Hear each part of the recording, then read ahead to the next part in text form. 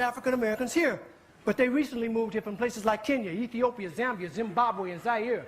But not a brother whose family's lived in this country for generations, occupying space in all the locations: New York, Miami, LA, Detroit, Chicago. Even if he's wearing a dashiki and sporting an afro. And if you go to Africa in search of your race, you'll find out quick you're not an African American. You're just a black American in Africa taking up space. Why you keep trying to attach yourself to a continent where even if you got the chance to go and you went, most people that wouldn't even claim you as one of them, as a purebred daughter or son of them. Your heritage is right here now, no matter what you call yourself or what you say. And a lot of people died to make it that way. There are some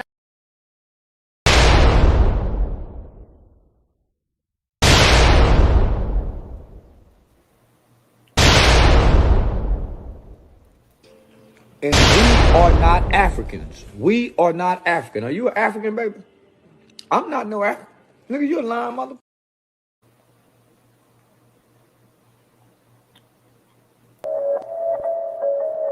ISO. Dama. Woo! Hey, it's so many lies, so many lies. Hey, it's so many lies, so many lies. Yo, it's so many, hey, it's so many, yo, it's so many, yo, it's so many lies. Look in my eyes, they know I'm the truth. They know that. Knocking them down every time I step in the booth. We ain't gotta lie, they know we the vibe, we living in proof. It's young conscious, shoot my life a movie, I live in a spoof. Ain't no sticking around, I'm on the move, I'm checking the dudes. Yeah, it's only us two, so you know we copping that coupe. We on the roof, smoking dope, look at the view. Yeah, we used to chill on the stoop, now we out here breaking the news. It ain't what you really could do, cause we ain't got nothing to lose. We ain't switched side with no cruise, we just stayed out of the loop. Now we out here letting it loose, every shot we took it was swoosh. Gotta get it, ain't no excuse, ain't left to prove. Hey, yeah, hey, there's so many lies, so many lies. Hey, there's so many lies, so many lies. Yo, it's so many, hey, it's so many, yo, it's so many. Yeah, ask them a real question, yeah, I bet it's all lies. Hey, they won't cross that line for a fact, that's offsides. Hey, too much penalties when they run this back, yeah, it's fines. Hey, could've been here with us, but we do not force no vibes. Hey, she gon' ride the whip and let me park it in the driveway. They just want the praise like they Yahweh. Getting so much bread, yeah, the ride way. We done already won, yeah, that's worth the ride way. But they still lying right through their teeth, and they still hiding behind many truths. They was D9, watch my every move, tell them keep fine. Leave that shit on scene, I ain't replying. Less I know you, that don't mean I'm Hollywood. That just mean I'm Hollywood. All y'all, I probably stood on the falls, all cause. More times I probably should. I don't know nobody like us. You see how much time it took. Yeah, hey, there's so many lies, so many lies, so many lies. Hey, there's so many lies, so many lies, so many, so many. It's so many, hey, it's so many, yo, it's so many. Whoa, hey, it's too many lies, hey. Yeah, ISO, Indies, Dama.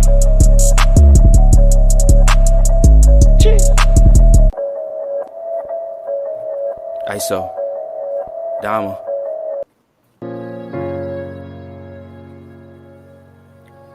Yeah. Conscious.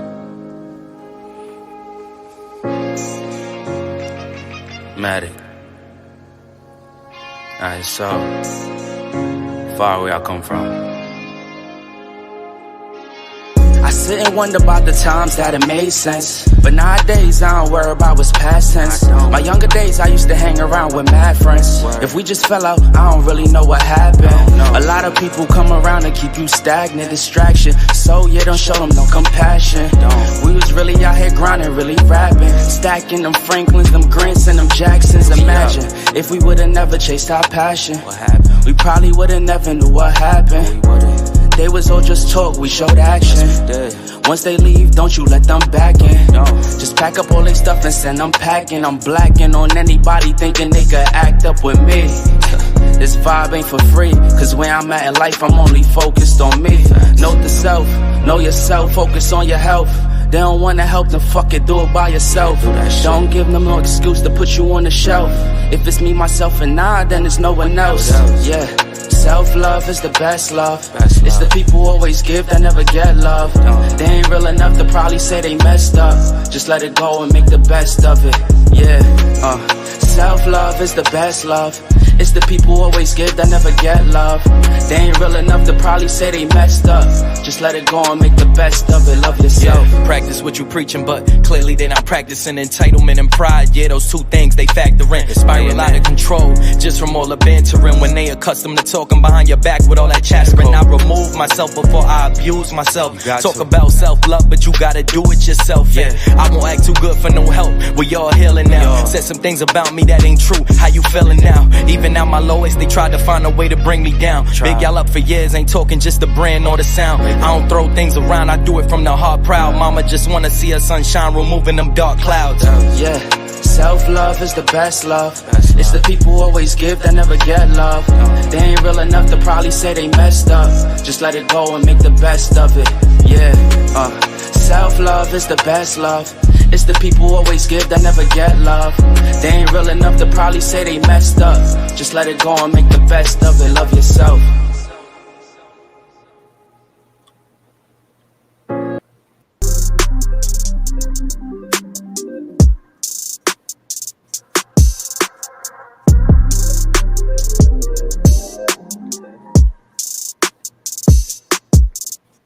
Time's been moving slowly, so we already in too deep. Can't get no sleep on each other, heavy teasing all day. And when the sun sets, you asking me to come through, kick it with you. Night turn to morning dew, then you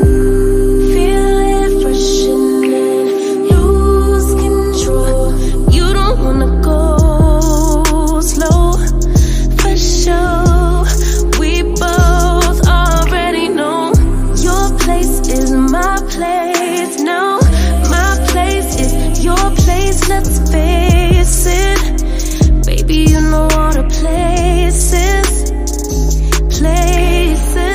My place is your place. My place, your place, my place. Just face it, no one knows my places like you do. Your places like I do.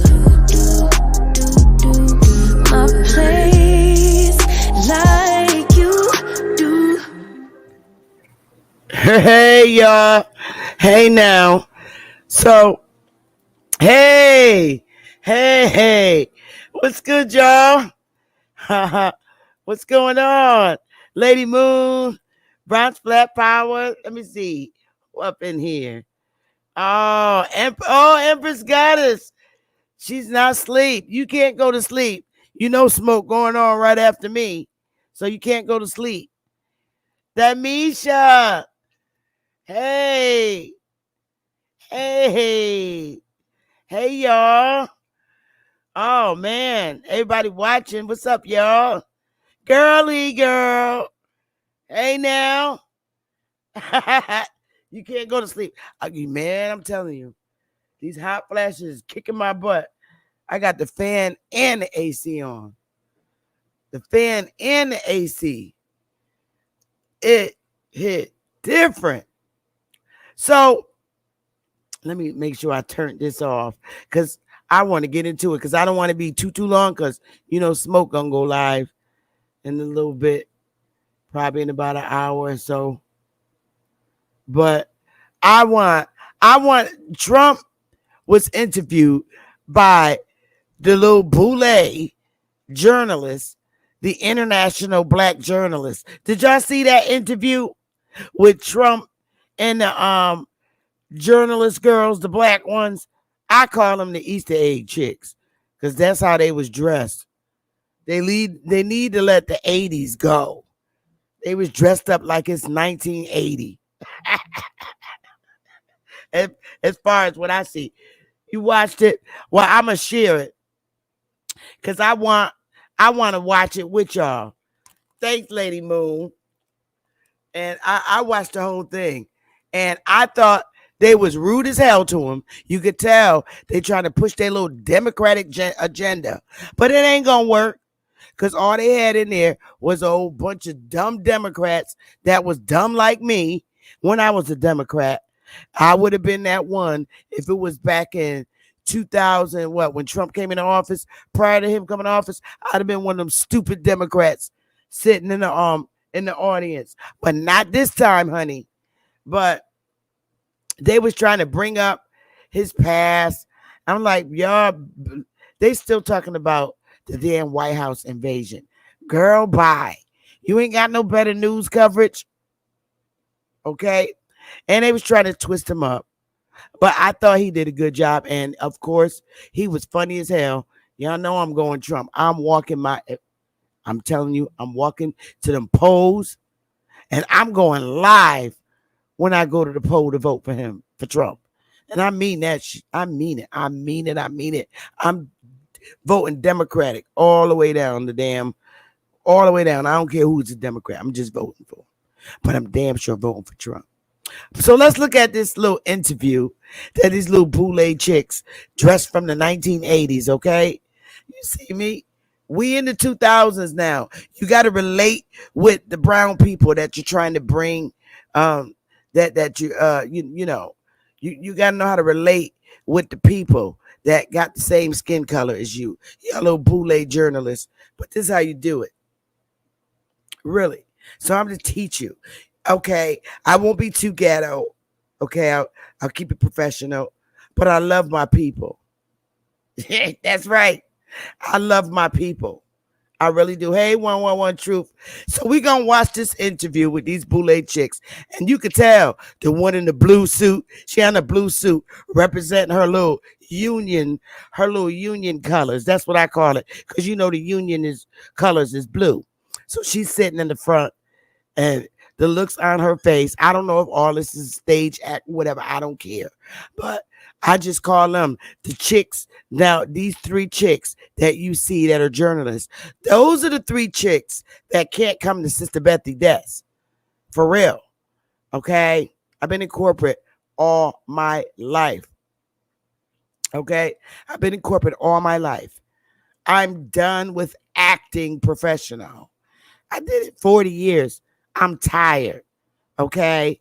So I'm one thing I did say in my life is when I work in corporate management in my professional role, that I will never, ever be embarrassed to talk to my people in front of other people.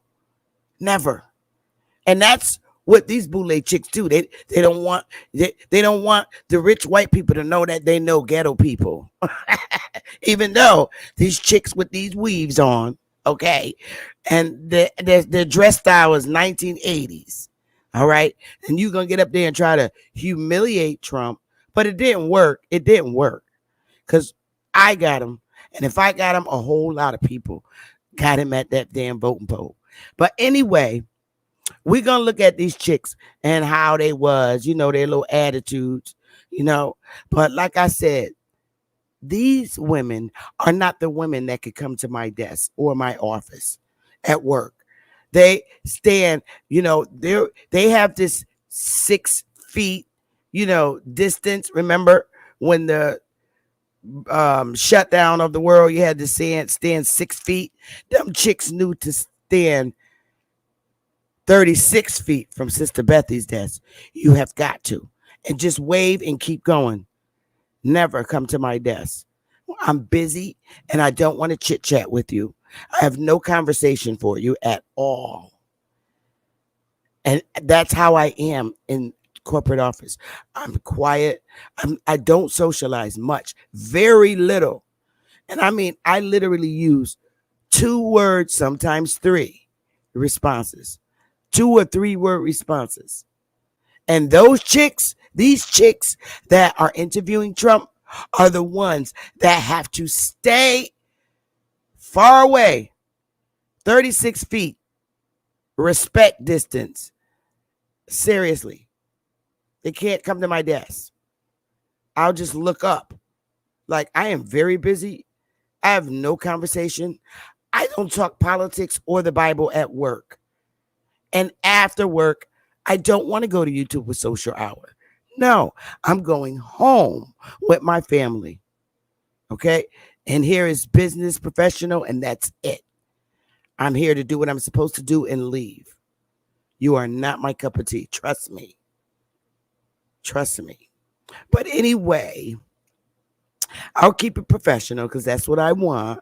You know, I don't care what party you are. You don't bring them on and try to humiliate them because it didn't work. She really made herself look stupid as far as I'm concerned. Okay? So let's look at this. Let's get into it, y'all. Smash that like button. Here we go with the little 1990, 1980 outfits. These chicks need to, they can't be around no millennials, for real. Here we go. Like these, both to inform our reporting, but also to help voters understand the choices that they face in a consequential and historic election year. NABJ has partnered with PolitiFact to fact check this conversation in real time. You can access that feed on social media. Whatever. Using the hashtag NABJFactCheck. Again, the hashtag is NABJFactCheck. We have a lot to get to, and we do not want to waste any time. So let's bring out the former president of the United States, the Republican nominee for president, former President Donald Trump. Let's go.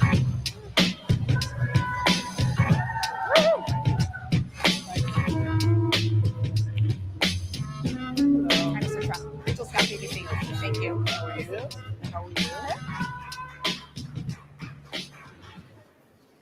Mr. President, we so appreciate you giving us an hour of your time. I want to start by addressing the elephant in the room, sir. A lot of people did not think it was appropriate for you to be here today. You have pushed false claims about some of your rivals, from Nikki Haley to former President Barack Obama, saying that they were not born in the United States, which is not true. You have told 4 congresswomen of color who were American citizens to go back to where they came from. You have used words like animal and rabid to describe Black district attorneys.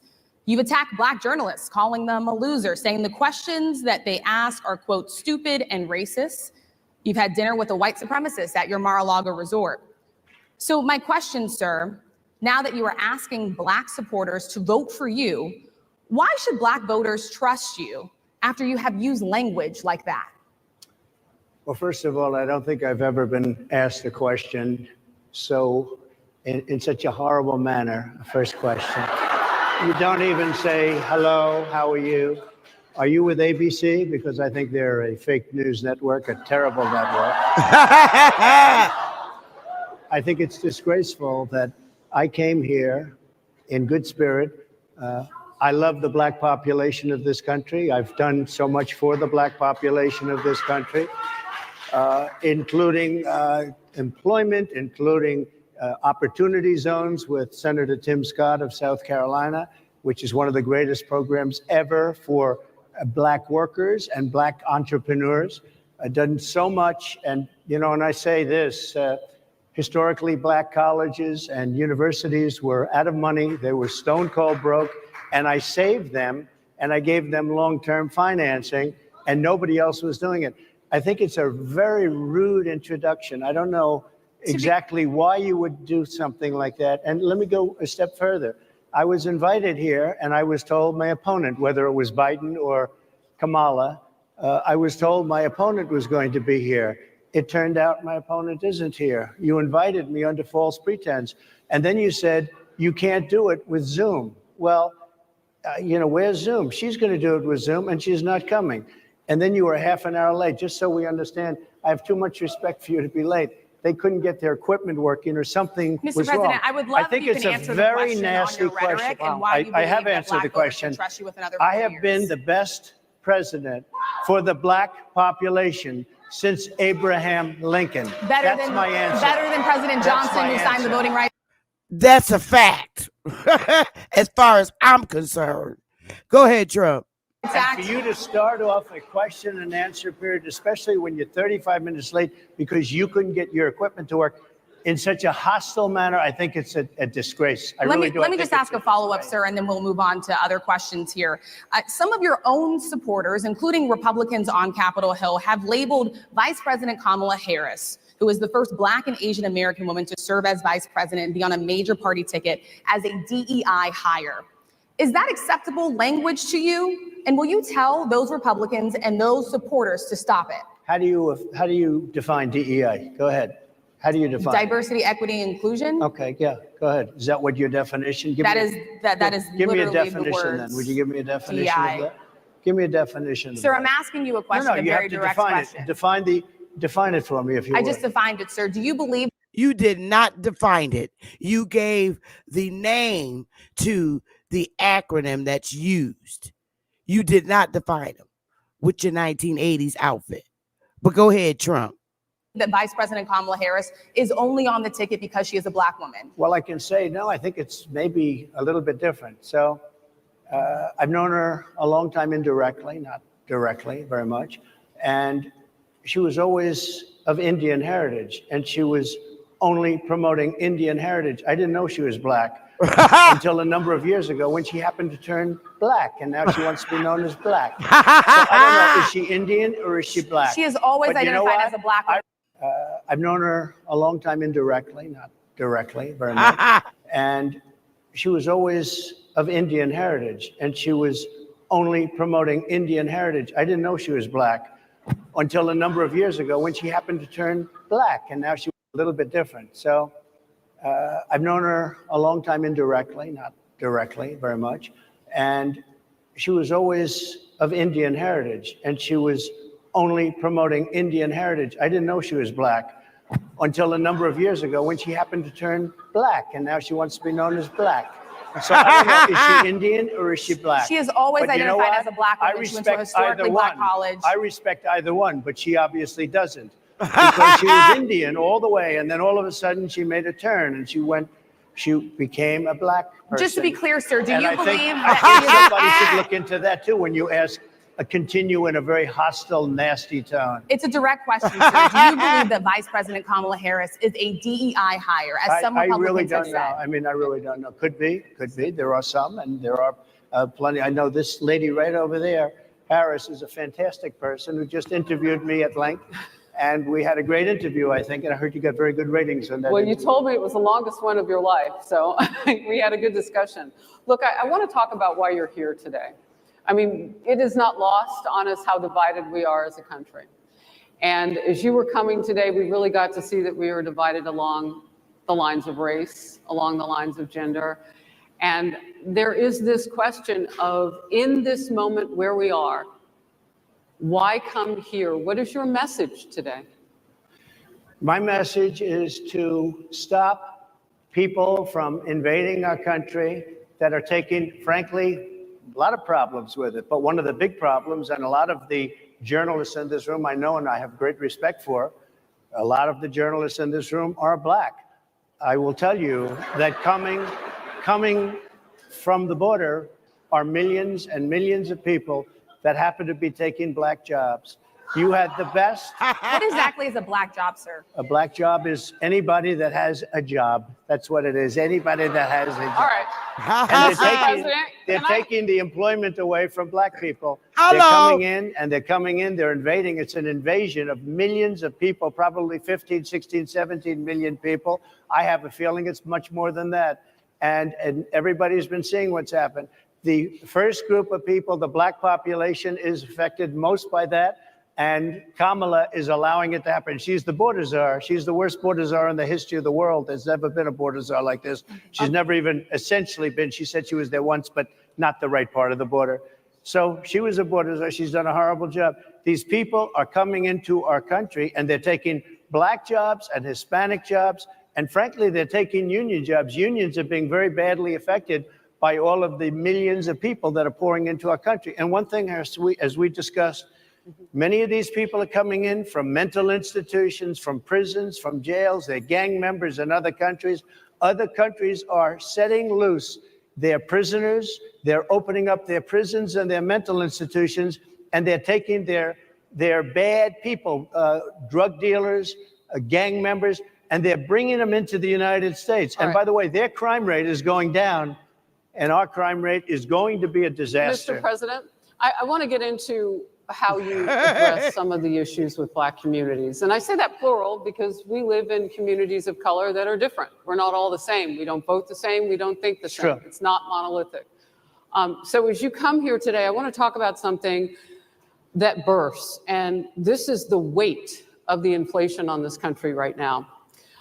The nonprofit Money Management International recently released data from its mid-year analysis that we have found a 52% rise in people who are seeking counseling for being in credit debt. They're paying for food that is sky high on their credit cards, and now they can't pay that off. The credit counseling nonprofit MMI, as I said, is saying now that they've seen surges that they haven't seen since we were in a pandemic of people in financial trouble. Much of that falls on the shoulders of single moms, single Black moms, when you look statistically. Yeah. How do you turn it around? What's your plan for the Black community when it comes to money? So, first of all, it's very hard to hear you for whatever reason because of the fact that they have bad equipment, because I guess, this woman was unable to get the right equipment. But it's very hard for me to hear you, but I can hear every other word. It's very difficult, actually. But so I don't know if they can fix it or do something with it, but I'll do the best I can with it. The inflation is absolutely destroying our middle class, our working class, virtually every class. Inflation is a disaster in our country. Inflation is a country buster. It breaks every country. And we had, in my opinion, the worst inflation we've had. They say it's 58 years, but I think it's much more than that. It's been devastating. And if you just take a look at a lot of things they don't include, like interest rates. Interest rates went from 2.4% to 10%, and you can't get the money. People can't buy houses. They no longer have the American dream. Young people, young Black people, they don't have the American dream anymore. They can't buy a house. They can't borrow the money because of the cost of the money. They can't buy it because of the cost of housing, because of the cost to build it, because of inflation. Inflation is a disaster, and it's destroying our country, and it's destroying the Black community probably as much or more. So what do you do? Than any. What's your plan? You know what we have to do? We have to bring down the cost of energy, and that's going to bring down the cost of inflation. This was all started with a bad energy policy by Joe Biden. By the way, just if I might, I was running against a man named Biden. You probably saw that. And he was losing very badly in the polls. And then he had a rather bad debate. I would say it was a bad debate. I would say it was one of the worst debates in history. And his poll numbers crashed. And instead of saying, let's keep going and maybe something happens the other way, they said, oh, we're going to replace him. Let's just replace him. That's like you're in a fight. A prize fighter's in a fight. He's not doing what you say, let's bring in another fighter. So our whole campaign was steered toward him. And now we have to steer toward him. But ultimately, it's the same because they have bad policy. They have policies of open borders, unbelievable open borders, horrible energy policies. They want to get rid of, as you say, gasoline in cars. They want to get rid of oil. They want to get rid of efficient heating. Mr. President. Environmentally, what they're doing is killing our country. They're absolutely destroying our country. But the inflation is the thing that's hurting the Black worker, the Black population, and every other population within our country. Inflation is the worst it's been, I think, in over 100 years. And they'll fact check it. They'll say it's only 58.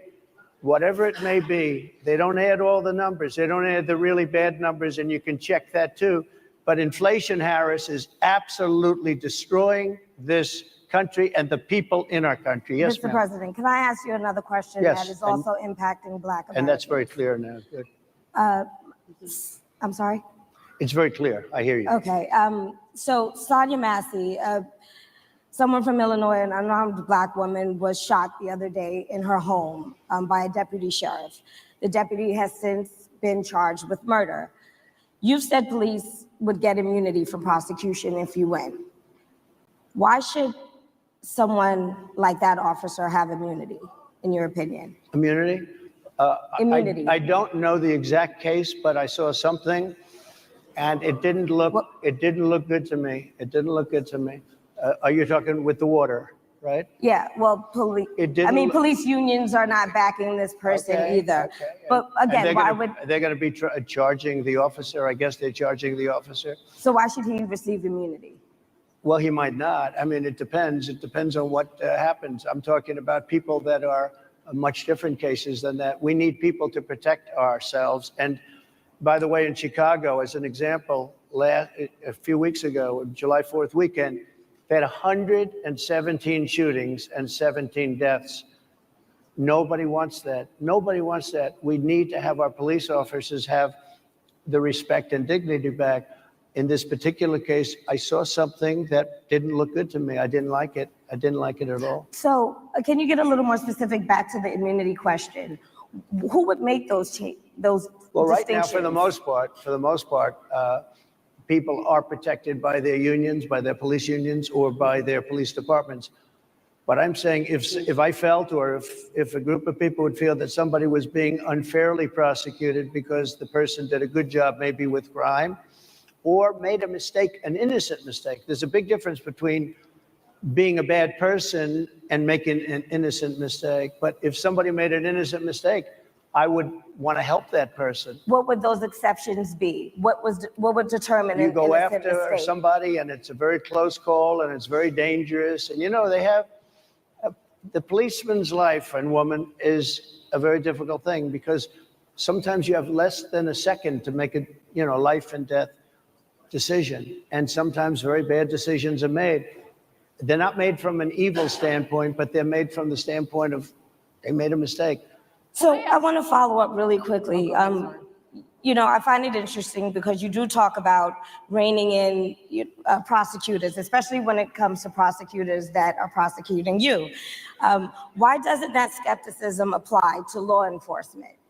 Well, I've been prosecuted because I'm a political opponent of two people that have weaponized our justice system. I've been prosecuted. I just won the big case in Florida. Everyone said that was the biggest case. That was the most difficult case. And I just won it. Now, Biden has a similar case, except much worse.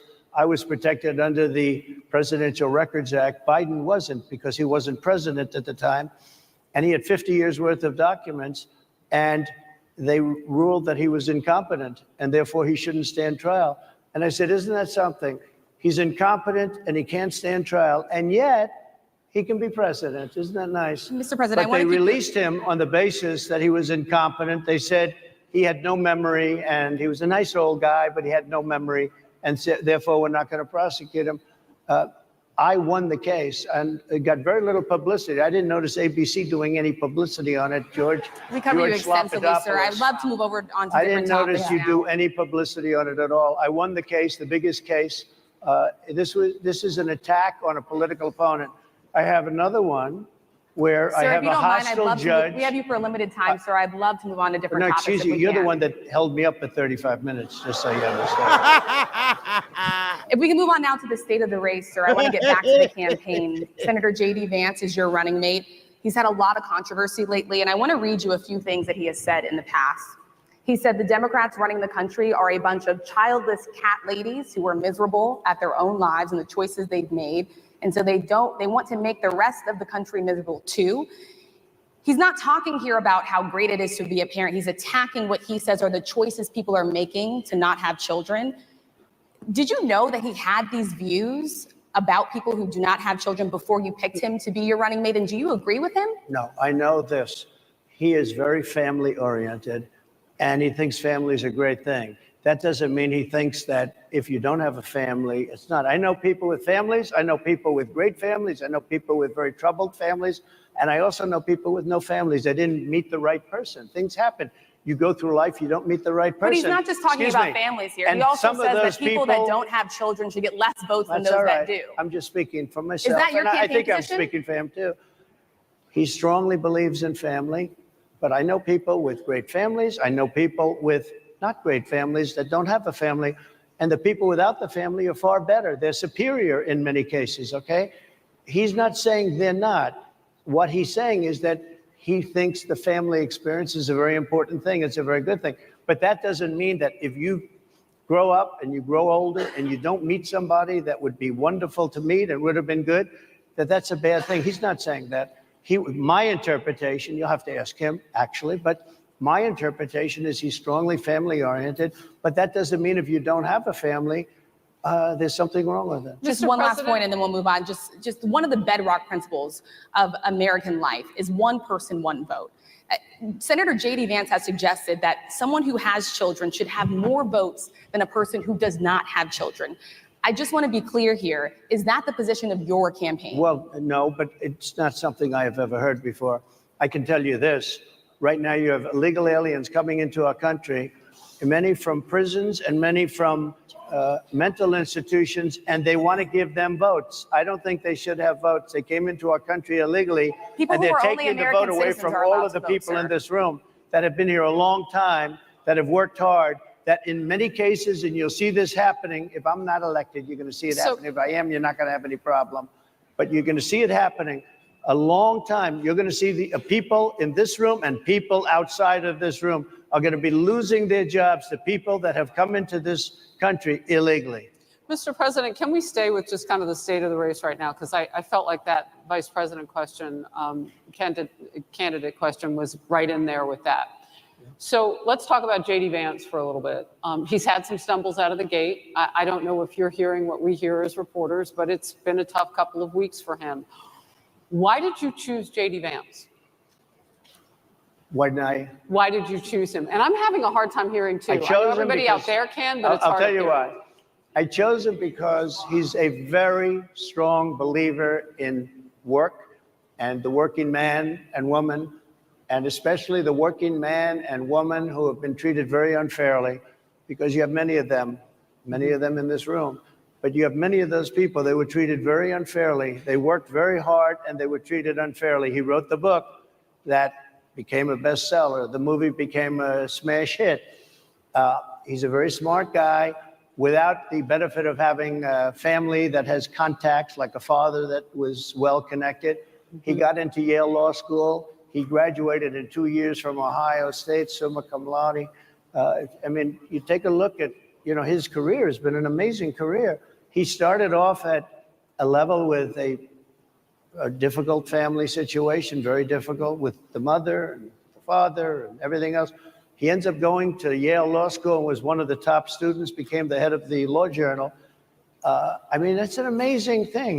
He's a 4-year, he was in the military with great distinction for 4 years, got out, went into business, became successful in business, very successful in business, actually, did public offerings and other things. And I have to believe in that. I mean, he's somebody that was born in a rough situation. Most of the people know that situation because it was very well documented in his book. And I have a lot of respect for somebody that can get into Yale and become one of the best students in Yale, that meets a young woman at Yale who was also outstanding, and they get married, they have a beautiful family. But he had he's made himself an amazing life. He then goes to Ohio, lives in Ohio, and he had my endorsement. That helped. But he wins the Senate. He becomes a United States Senator. So he's a United States Senator. And so, Harris, like I respect you for your success, I respect people for their success. The reason I asked the question is because the last time you and I sat and talked was the day that you were shot.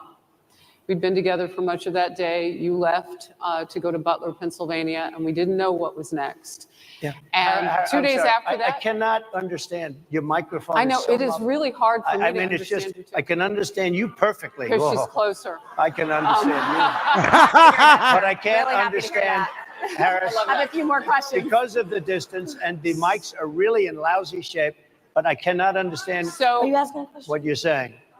So what I wanted to say was the last time we spoke, you said some words that were prophetic because I asked you who you wanted to choose for vice president. Yeah. And you said normally it really wouldn't matter what they would bring. You choose somebody that you think has a future, that sort of thing. But you said these words 3.5 hours before an attempted assassination on your life. You told me that bad things happen, Harris. And that's why this decision is important this time. Bad things happen. You said it twice. When you look at J.D. Vance, is he ready on day one? Does he what? Ready on day one, if he has to be. I've always had great respect for him, and for the other candidates too. But I will say this, and I think this is well documented. Historically, the vice president, in terms of the election, does not have any impact. I mean, virtually no impact. You have 2 or 3 days where there's a lot of commotion as to who, like you're having it on the Democrat side, who it's going to be. And then that dies down, and it's all about the presidential pick. Virtually never has it mattered. Maybe Lyndon Johnson mattered for different reasons of what we're talking about, not for vote reasons, but for political reasons, other political reasons. But historically, the choice of a vice president makes no difference. You're voting for the president, and you can have a vice president who's outstanding in every way, and I think JD is. I think that all of them would have been, but you're not voting that way. You're voting for the president. You're voting for me. If you like me, I'm going to win. If you don't like me, I'm not going to win. I'm going to get my JD Vance question in. JD Vance? I'm going to get my JD Vance question in. To your point and to Rachel's point, he, has a lot of opinions about childless women like myself or divorced people like yourself. Do you think, well, I mean, my point is here. But at least it was said in a friendly manner. My point is, do you think the Republican Party is getting a little bit too judgy about people's lives when you think about abortion or when you think about what JD Vance is saying? I don't think, look, I think that the Democrat Party is really the one that has the problem. I think they're radical on abortion because they're allowing abortion in the 9th month. They're allowing the death. I think it's they're about allowing freedom, the death of a baby after the baby is born, based on the governor of Virginia. Based on the governor of Virginia, they're allowing the death of the baby after it's born. They're allowing abortions in the 8th and 9th month. Well, Democrats have denied. I think they're right. And I think the Republican Party is actually much less. I think I've made them much less radical, perhaps. But the Republican Party, what we're doing is bringing it back to the states where everybody wanted it. Democrats, Republicans, liberals, conservative, everybody wanted abortion brought back. They didn't want Roe v. Wade in the federal government. They wanted it, everybody. But the majority of Americans oppose Roe v. Wade being overturned. They don't know about this. Right now, they're voting. It brought it back to the states. Now, I happen to believe in the 3 exceptions. Ronald Reagan believed with rape, incest, life of the mother. I do. I think most people do. I think most Republicans do also. But if you take a look, right now they're doing, it's an amazing thing, out of the federal government, it's in states, and people are voting. And I will say, Ohio is, let's call it a more liberal version, has been approved. Kansas, the same thing, a little bit surprising to a lot of people. But the people are now voting.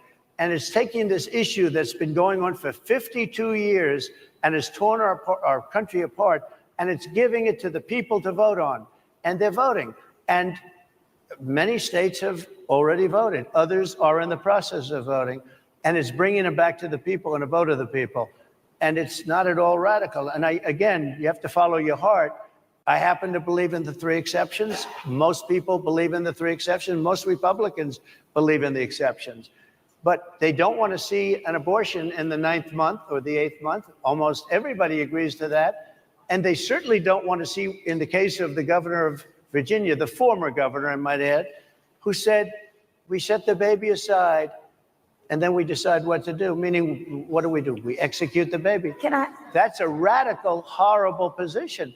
And some people want that. I don't want it. Most people don't. Thank you. Can I just pivot really quickly to another question about, you brought up health, Harris. You're an active man. We see you golfing all the time. But if you win, you'll still be president at 82, which is older than Biden is right now. And but not mentally. Look, mentally. Here's the question. He's shot. But most people, I know many people in their 80s and their 90s that are in great shape. Some of our greatest leaders. You look at throughout the world history, the greatest leaders, some of the greatest leaders in the world were in their 80s. But here's the question. Would you consider stepping down if you felt that your health was declining? Or would you? Oh, absolutely. And who would make, I think I'd know. How would you make that decision? I think I'd know. Look, if I came onto a stage like this and I got treated so rudely as this woman treated me, oh my goodness. And I'm This fine woman. with it because she was very rude, sir. Very rude. That wasn't a question. She Sir, didn't if ask you me can a answer the question. question. She gave a statement. That wasn't a question. I repeated your answer the statement, sir, question. actually. You said you would. You would Oh, make that absolutely. decision If to I step thought down. that I was failing in some way, I want people to be sharp. I'll go a step further. I want anybody running for president to take an aptitude test, to take a cognitive test. I think it's a great idea. And I took 2 of them and I aced them. Well, I took 2 of them. But let me ask you. Yeah. I would like to have people running for president, and I don't mean because they're 75 or 85.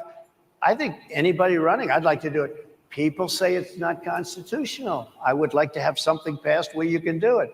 I think we should know. I mean, I've watched what's happened in the last couple of years under this gentleman, and our country is a mess. We have inflation. We have the millions of people falling in. We have Afghanistan, which was the worst, most embarrassing moment in the history of our country. What he has done to our country, and her too, what they've done to our country, she has been a horrible vice president. She's considered the worst vice president in the history of our country. Don't mean to interrupt you, but would you consider taking the cognitive test? Oh, but they don't want to hear I would that. love to and do make it. it public. Well, I've already taken 2 of them, but I'll do it again. Mr. President, how do you intend to? I suggested, Harris, that let's take one. I said, Joe and I will go and take a cognitive test. Now, I do it with. She is a dumb ass chick in the black. She's worried about a cognitive test. He got more damn sense than her. I'm keeping it a buck. And he already took tests twice. Dumb. These are the chicks that do not represent me. I'm sorry. The one in the blue suit, act all high sedity, okay, with the stupid puss on her face. Girl, bye. Take them damn weaves off. They the new wig party. But y'all got it. With her too. I would do it with her also. You know what?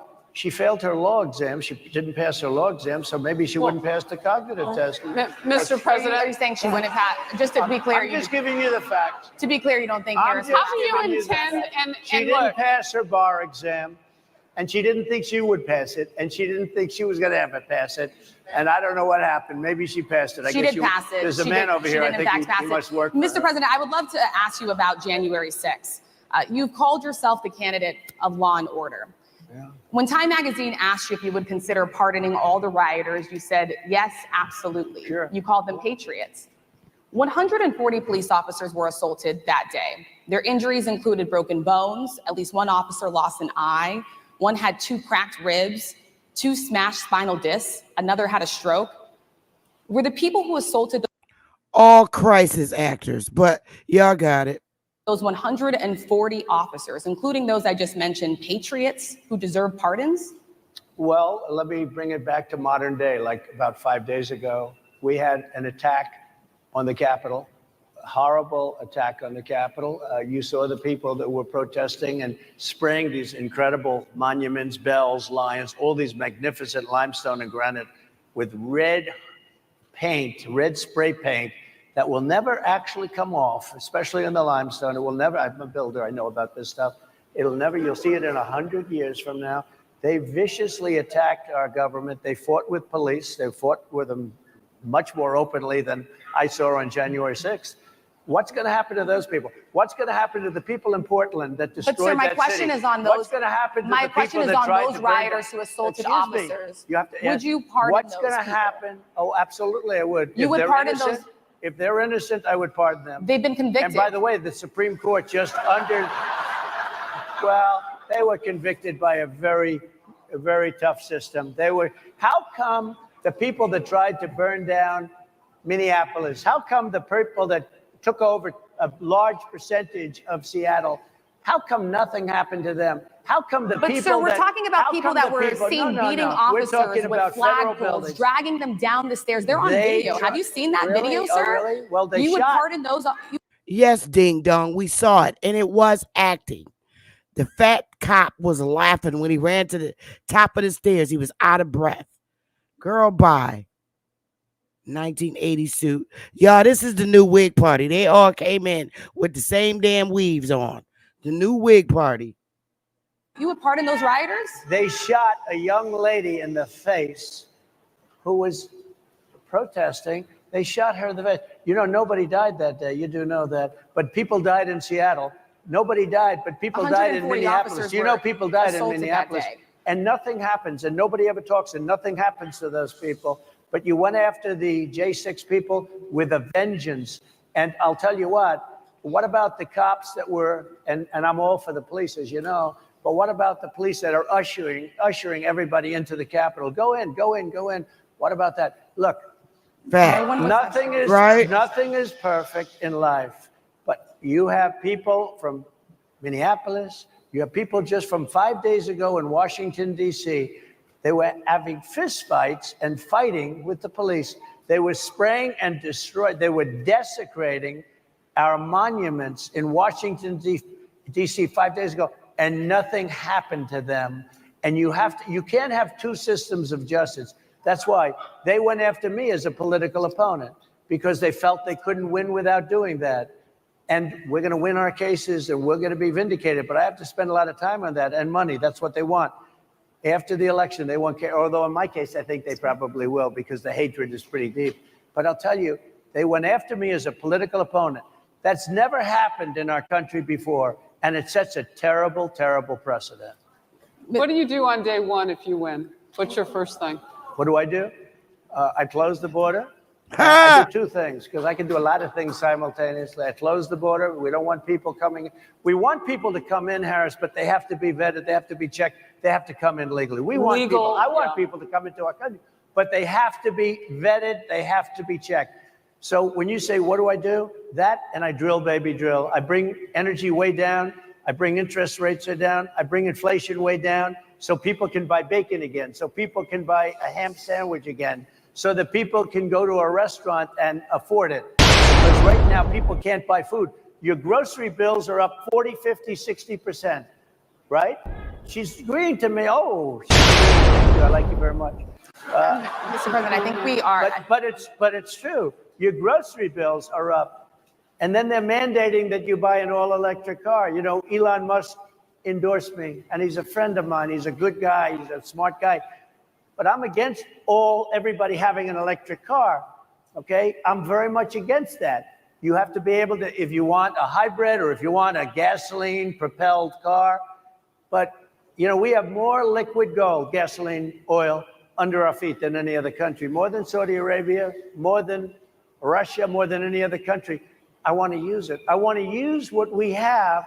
I want to bring down prices, bring down costs, and I also have to stop the invasion. And remember, they're taking your jobs. These people coming in are taking your jobs. Project 2025. I think we have to leave it there by the Trump team. All right. So leave it. That is the last word. Thank you so much, Mr. Trump, for coming today and joining us. Well, thank you very much. They've been telling us. Thank you. Thank you, everybody, very much. Great honor. Thank you, Mr. President. Thank you. NABJ will email about details regarding.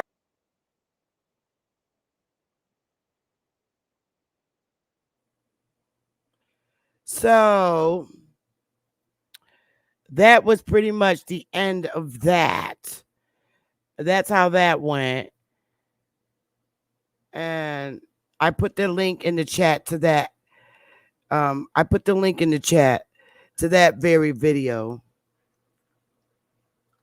if you want to watch it. So I can say I can go a whole lot of ways with that, but the interview actually speaks for itself. I thought all three sisters were rude, okay, and I just thought they were just stupid. The questions they asked were very stupid questions. And I mean, it was a waste of time. He'd have been better off coming on here so I could interview him, because that's just ridiculous. They don't represent me. And I have my own personal opinion. And I'm certainly trying to convince people, and it's not hard to vote for him too. But I'm going to move on to the next part of what I wanted to get into. You know, everybody has their own personal opinions, so be it. But let's get into some good stuff. So I was watching Smoke's channel the other day, and reading and comprehension seems to be a real issue in our community. And it really, really hits hard on the millennials. Not all of them, but a lot of the millennials, a lot of these 90 babies, reading and comprehension. And you still have people out there that try and interpret things for them. And because our people suffer, a lot of our people suffer reading and comprehension, not all, they tend to believe the person that they feel has a little bit more experience in reading and comprehension. And that's just not the case. So I want to start off with this. Where is it? Did I bring it up here? I thought I did.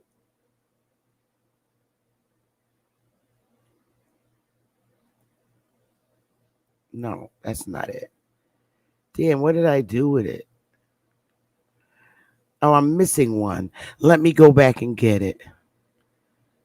Because I'm missing one. I'm missing one, the one damn slide that I needed.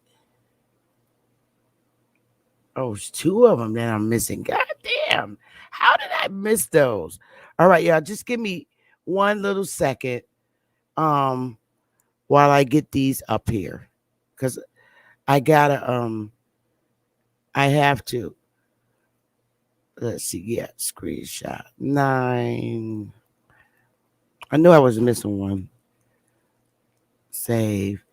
And one more. I gotta do this one. I apologize. I truly thought that I did this already. But I didn't. I just have to do this last one. Here, save. Screenshot 10. All right, 10. Oops, 10. All right, save. All right, so let me upload them. Let me upload them. It's my bag. 9 and 10. 9 and 10. Upload. Oh, open. There we go. It's coming up now, ladies. All right.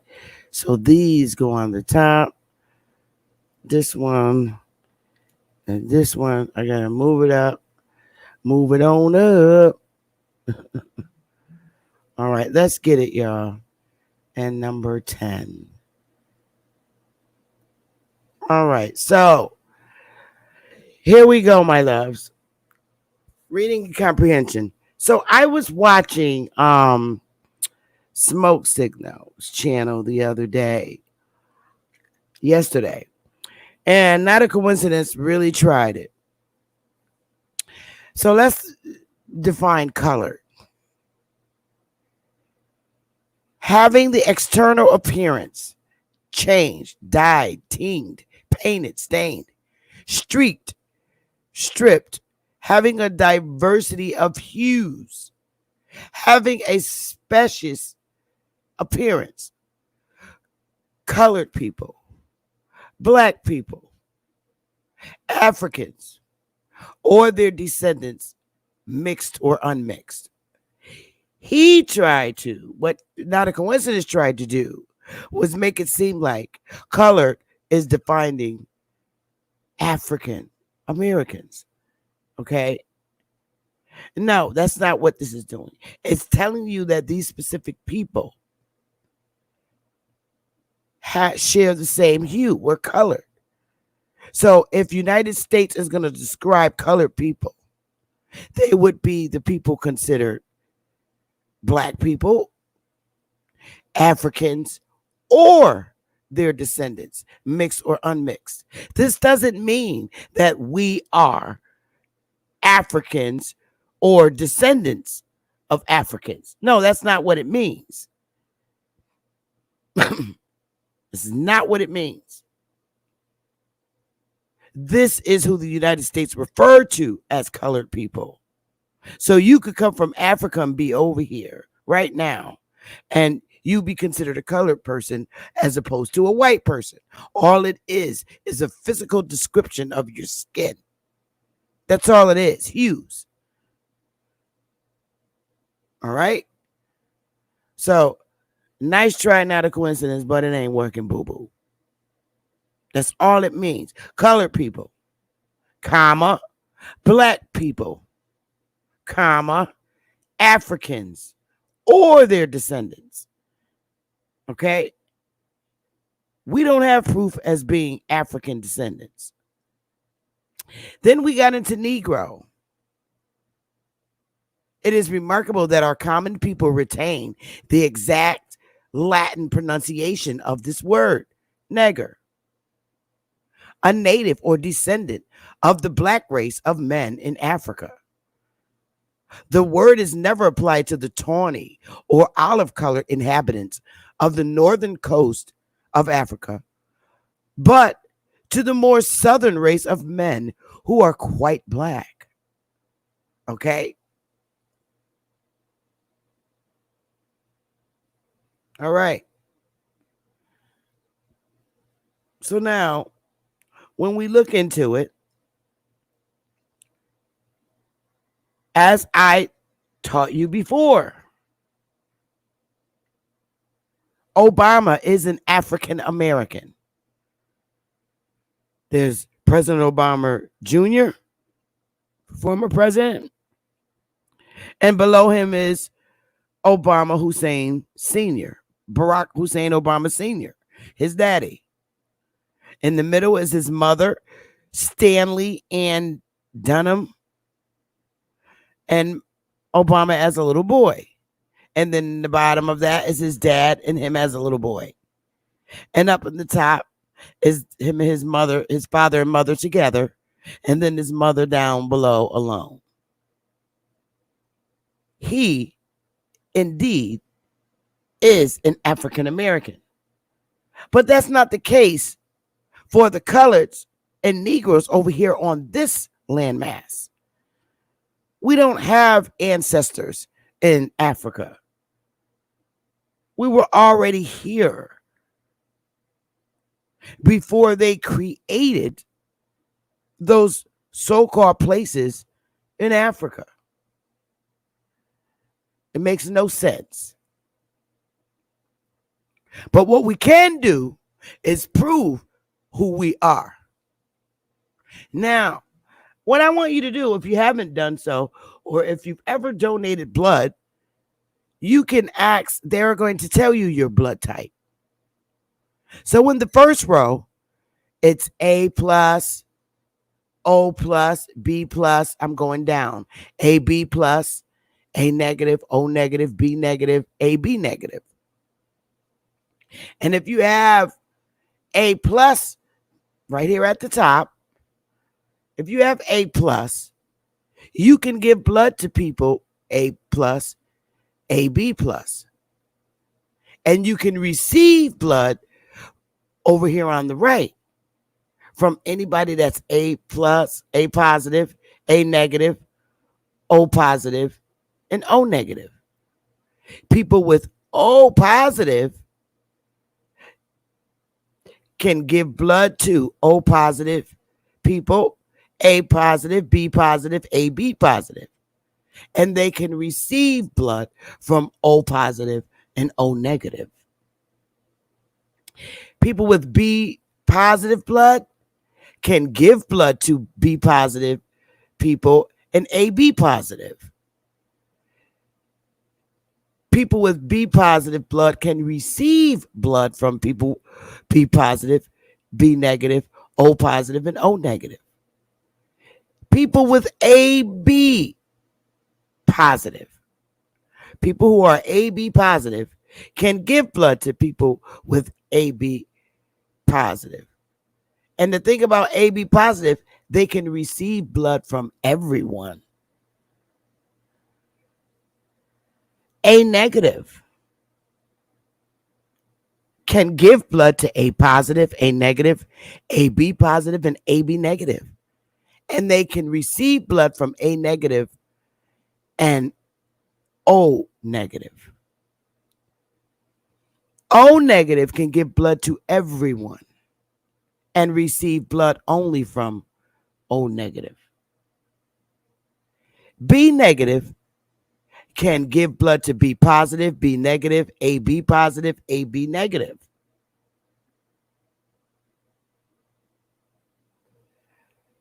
They can receive blood from B negative and O negative people. AB negative can give blood to AB positive and AB negative.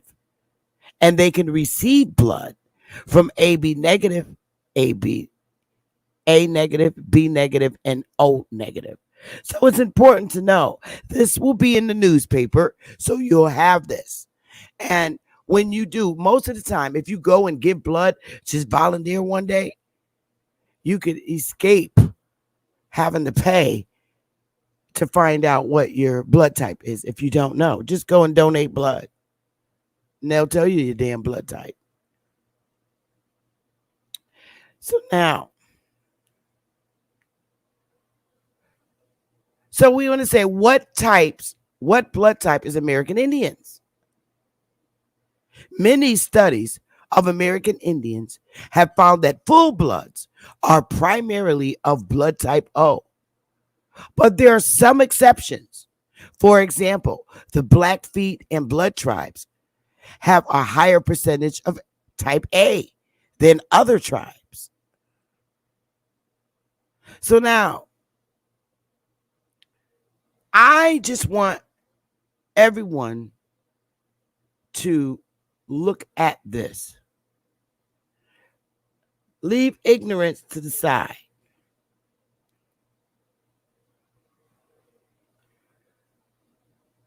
Do you see the striking resemblance in these two gentlemen? I do. I do. I see the features.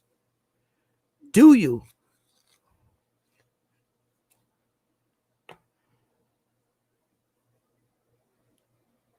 Yes or no? I see the, if you look at them, same eyes, same nose. Now, when you look at Asians, they do have our features. Asians do not have noses like white Europeans. They do not. Every Asian I know has a nose like ours.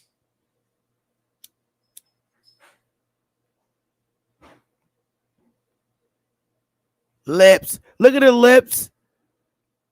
Mustache line. Eyes. If you threw brown paint on his face, the ears are the same. I think they have very strong features alike. Same nose. Same nose. Let go of ignorance of what the Asian guy's race is. Let go of the ignorance. If you let go of the ignorance, you will see the striking resemblance. I see it. I don't have to be ignorant. I'm not even going to lie.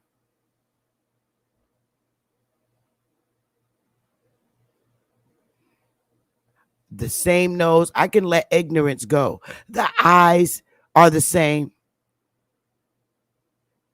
And it's very difficult for our people to let go of their ignorance. I'm not ignorant. I'm not going to be ignorant to this. They have features alike. They look more, they have more of our features than they do white Europeans. The only thing that the Asian on the left has is skin color like Europeans, some Europeans. But I'm sorry. I see the resemblance. I see the resemblance.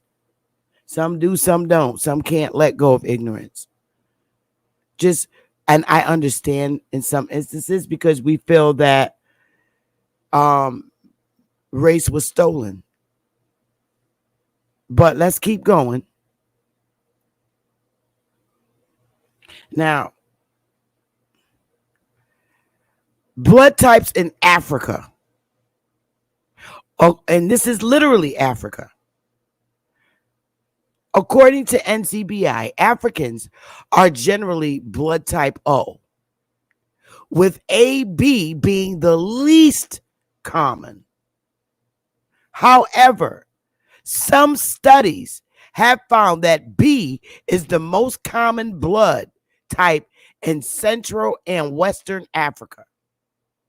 In addition, O positive is a common blood type classification in African countries, such as Ghana, Libya, Congo, and Egypt, where more people have O negative blood types than AB positive.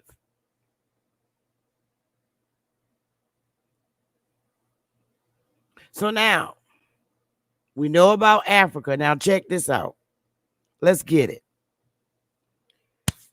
Who has the majority of that Indian blood? Coloreds, Negroes. Now, of course, they're going to put, this is in America, they're going to put African American there, when in fact, was no such thing as African American. Coloreds and Negroes. 47% of them have O positive. They are O positive. 24% is A positive and 18% is B positive. Latin Americans. And I'm like, well, wait a minute. Let's determine who these damn Latin Americans are.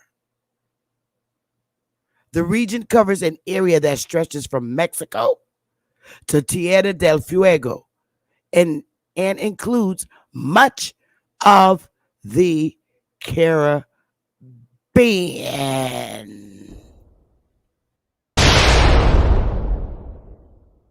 Right? And they're at 53% O positive. 29% A positive and 9% B positive. Asians, only 39% are O positive. 20%, 27% A positive, and 25% B positive. Caucasians, with the lowest amount of that Indian blood type, is 37% O positive, 33% A positive, and 9% B positive. Now, do you know what this tells me? The Indians here in America, being the Negroes and coloreds, the Negroes / coloreds, and Latin Americans, we hold the highest Indian blood, 47% and 53%. Now remember, Latin Americans cover the Caribbean islands. We carry it. So when I'm doing genealogy, and then you can clearly see why when Caucasian and Asians claiming to be Indians are 192%, 164%. It's a fucking wrap.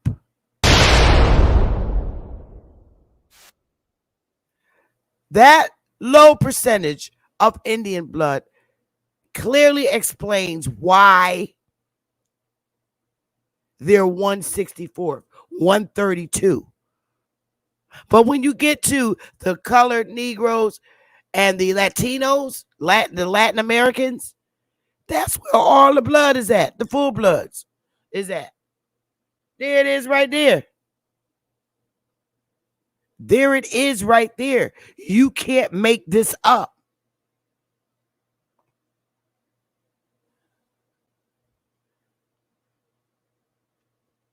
Can't make it up.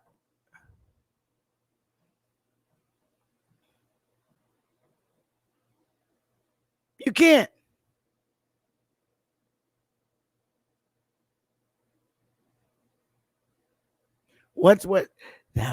That's called a bomb drop.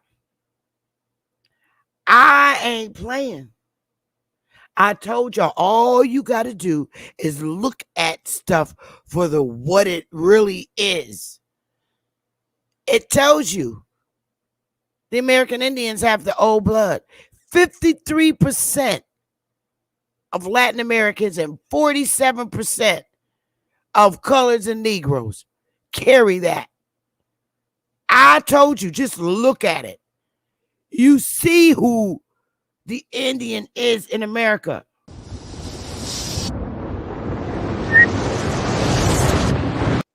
I wasn't playing today. It's thunder.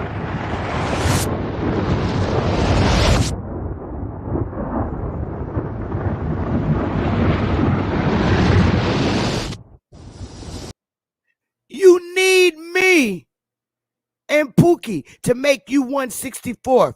I'm not playing.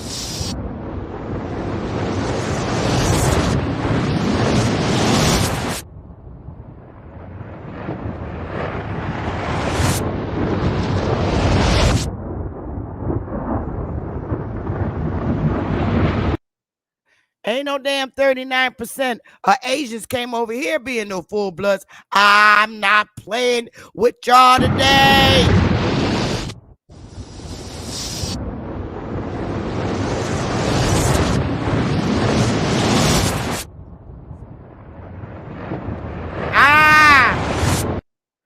Ain't no 37% of Caucasians coming over here talking about they know Indians. I'm not playing.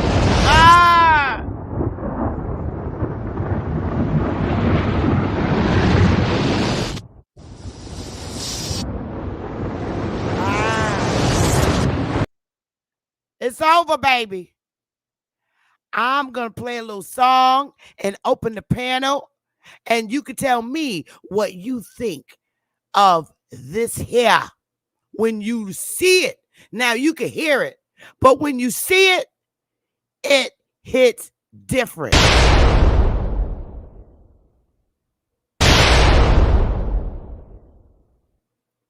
It hit different when you see it.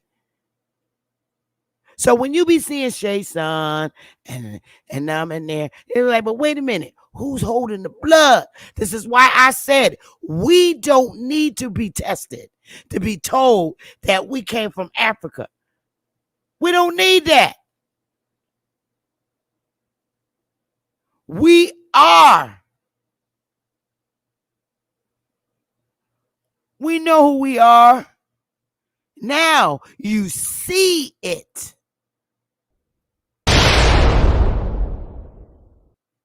And on that note, I'm going to put the link in the chat because my little session is about to be over. For real, for real. I'm going to put the link in the chat and you can come and tell me your feelings or what you think about this here chart. I want to hear it. I'm going to pin it to the top. I'm going to give you few minutes to get up here. If you don't, I'm gonna leave you in the chat and I'm gonna wait for Smoke to go live because I'm done. I ain't got to go no more than an hour and a half. It's almost time for Smoke to come on anyway. So I'll wait. The link is pinned to the top.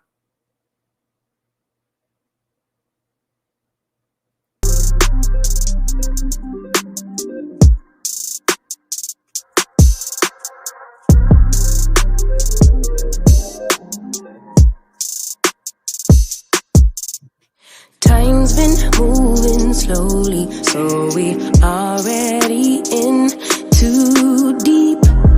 Can't get no sleep on each other, heavy teasing all day. And when the sun sets, you asking me to come through, kick it with you.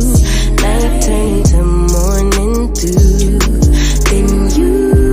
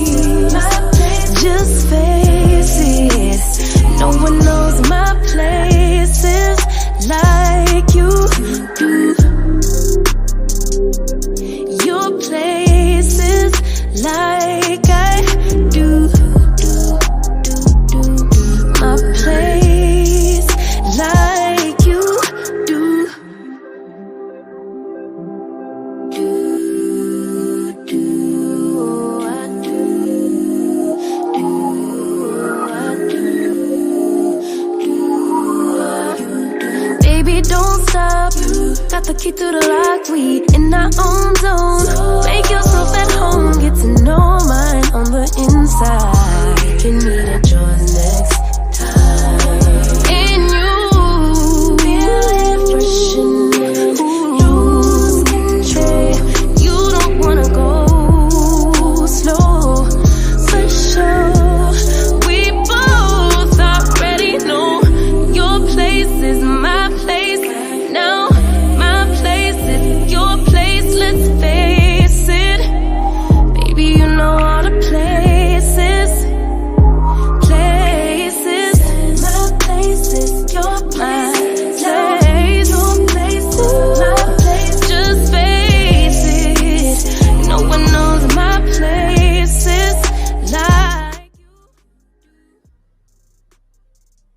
Well, you know, Tribe, all I can say is, you know, I spoke with some wise folks, and I actually understand.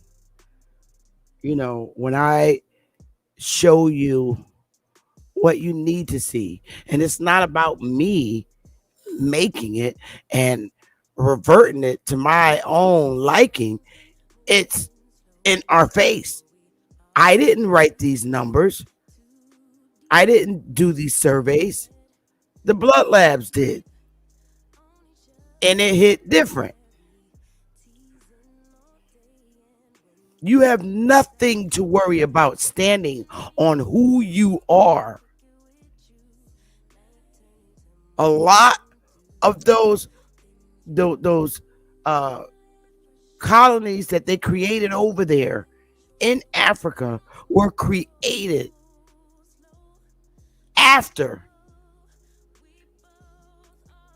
thousands and thousands of our ancestors that were born here, that were here already.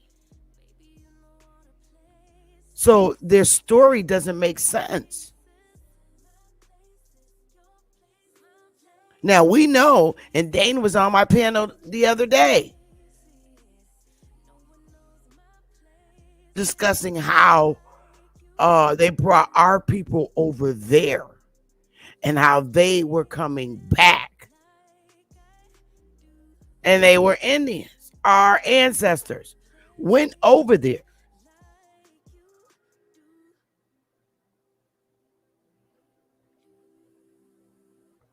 But when you look at this chart, baby, you know who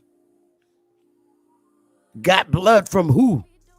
Because we didn't need to get it from nobody. We are the Indian. We don't have to make ourselves the Indian. We are. Because where it comes from is us.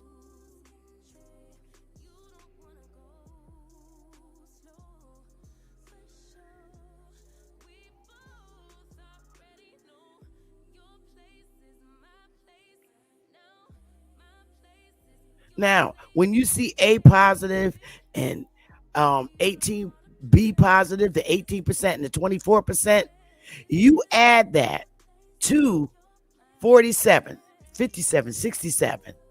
That's 70. That's damn near, and you add the 18, that's damn near 100% blood. The only reason why these colored Negroes you have A positive is because they most of them mixed with somebody. That's all that means. But when you add up 47, 24, and 18, that's damn near 100%. Same thing with the Latin Americans. And I'm talking about Puerto Ricans, West Indians. You add the 53 to 29, that's what, 75, 76, 70. That's damn near 100%. Only reason why they 29% A positive is because they mixed with somebody. But now add them up, because they do have that O in them. They're mixed. That's all it did.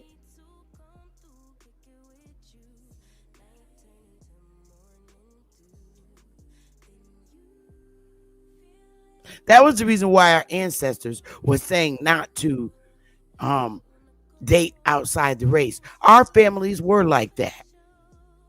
They didn't want you to, because they did not want to bring the blood percentage down. And that's in just about every race that's like that. That's all.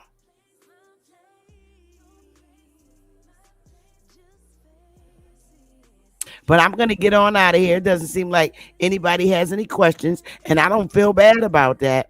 Now I actually love it. Just dropping it.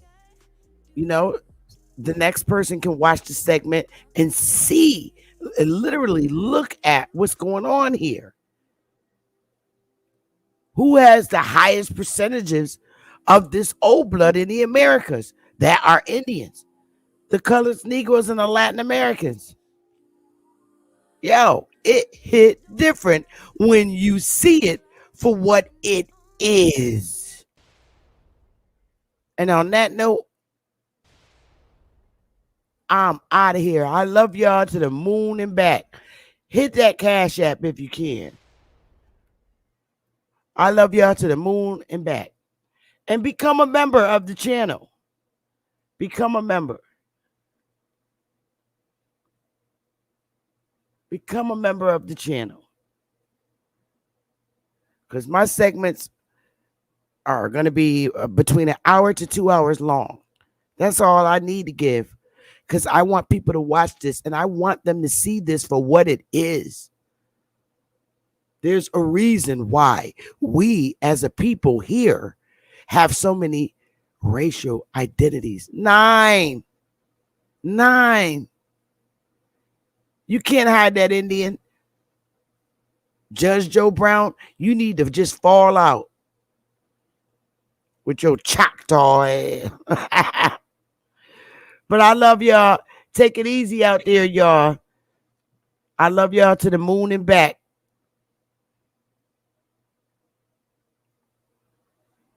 Have a great evening. I'm going to Smoke Signal channel when he go live.